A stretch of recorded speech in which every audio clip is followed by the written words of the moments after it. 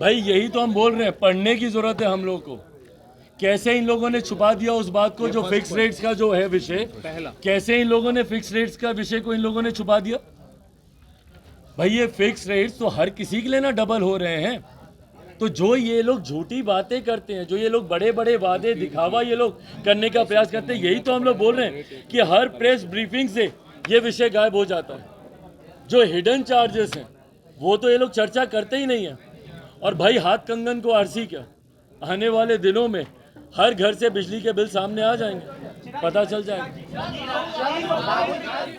Love कुश कोरी कुर्मी अगड़ा पिछड़ा जो करते रहते हैं मुख्यमंत्री, दलित महादलित पिछड़ा अति पिछड़ा की जो राजनीति करते हैं, इससे भाई कोई दलित ही परेशान होगा या कौन, कोई से पिछड़ा ही परेशान होगा या अति पिछड़ा ही परेशान होगा या सिर्फ मुसलमान ही परेशान होगा? इससे पूरे बिहारी परेशान होंगे भैया, और गरीब बिहारी खासतौर पे परेशान होंगे। तो ये तमाम बातें जनता तक तो हम लोग लेकर जाएंगे ही, पर मैं चाहूंगा कि इन नेताओं को अगर फुर्सत मिले अपने नेताओं को बचाने से, उनके लिए बड़े बड़े आंदोलन खड़े करने से, अगर इन नेताओं के पास समय हो तो बिहार की जनता के बारे में भी सोचें। बिजली के बढ़े हुए दामों को पुनः हम लोग मांग करते हैं कि इस फैसले को वापस लिया जाए। बिजली के जो दाम बढ़ाए गए हैं सरकार उस पर पुनर्विचार करे। बीईआरसी से भी हम लोग आग्रह करते हैं कि जो सुझाव हम लोगों ने दिए हैं उस पर गंभीरता से अमल करते हुए आने वाले दिनों में कम से कम जनता की, आप उनको गोलियों से तो नहीं बचा पा रहे, पर कम से कम बढ़ते हुए दामों को आप जनता से बचाएं, ये आग्रह इस सरकार से। अब इनके हिडन चार्जेस देख लीजिए, जो बात ये लोग हम लोग को बताते नहीं हैं, कितनी सहजता से सरकार इन बातों को छुपा लेती है।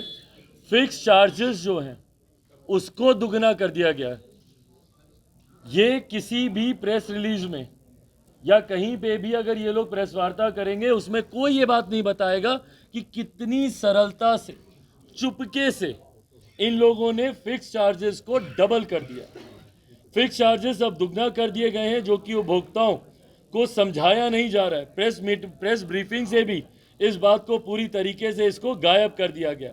इसका एक बड़ा असर तो मासिक खर्चे पर उपभोक्ताओं के ऊपर पड़ेगा ही पड़ेगा। बिजली का बिल इसकी वजह से कितना बड़ा होगा। और ये यूनिट्स देखिए, यहाँ पे इन लोगों ने दिया गया कि जीरो से 50 यूनिट्स तक जो 6 रुपया 1 पैसे था वो 7.57 हो गया, और जो 20 रुपया जो पर मंथ जो फिक्स था, जो पर डे जो उनका फिक्स था 20 रुपया, वो 40 रुपया हो गया। जो 40 रुपया था वो 80 रुपया हो गया।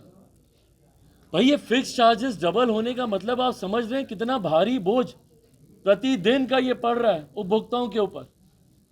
पर इसके बारे में बिहार सरकार को कोई फर्क नहीं पड़ता। आने वाले दिनों में हाहाकार बिहार में मचेगा। भाई कैसे गरीब परिवार से आने वाले लोग जो कि रोज कमाते हैं, रोज खाते हैं, कैसे वो इतनी महंगी दरों पर बिजली ले पाएंगे?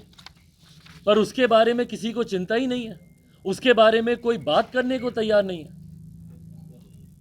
उसी तरीके से उद्योग, ये जितने उद्योग यहाँ पे लगे हुए हैं, औद्योगिक इकाइयों पर इसका असर 35 से 55%।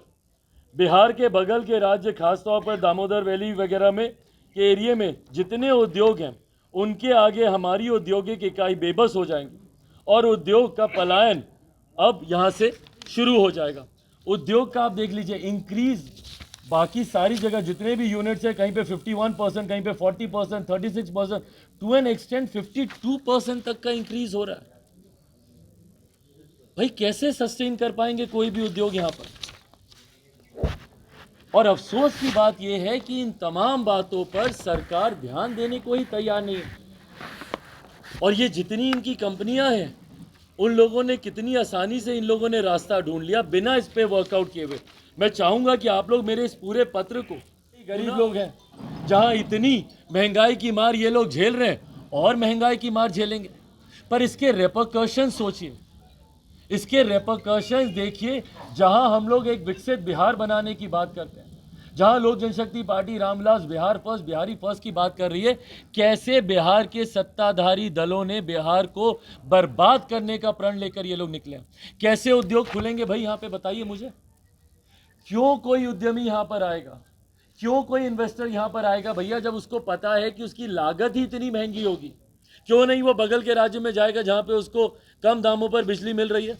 और यही कारण है कि कोई निवेशक बिहार में नहीं आ रहा है, ना तो कोई निवेशक आ रहा है। और आने वाले दिन की भी, मैं कोई भविष्य वक्ता नहीं हूं, पर मैं कम से कम इतना तो पढ़ा लिखा हूं, इतना जानकार हूं कि मैं इतना समझ के कह सकता हूं कि भैया जो लोग यहाँ पे उद्योग लगा के भी बैठे हुए हैं, वो लोग भी छोड़ छोड़ के जाएंगे।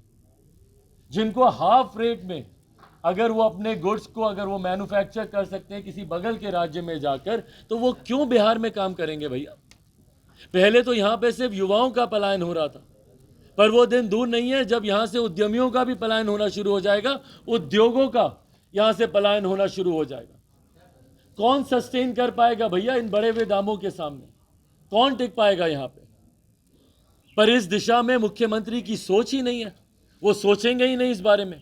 पहले ही यहाँ पे इंडस्ट्रीज नहीं है, जो थोड़ी बहुत इंडस्ट्रीज यहाँ पे लगी हुई हैं उन लोगों को इन्होंने इतना प्रताड़ित कर दिया।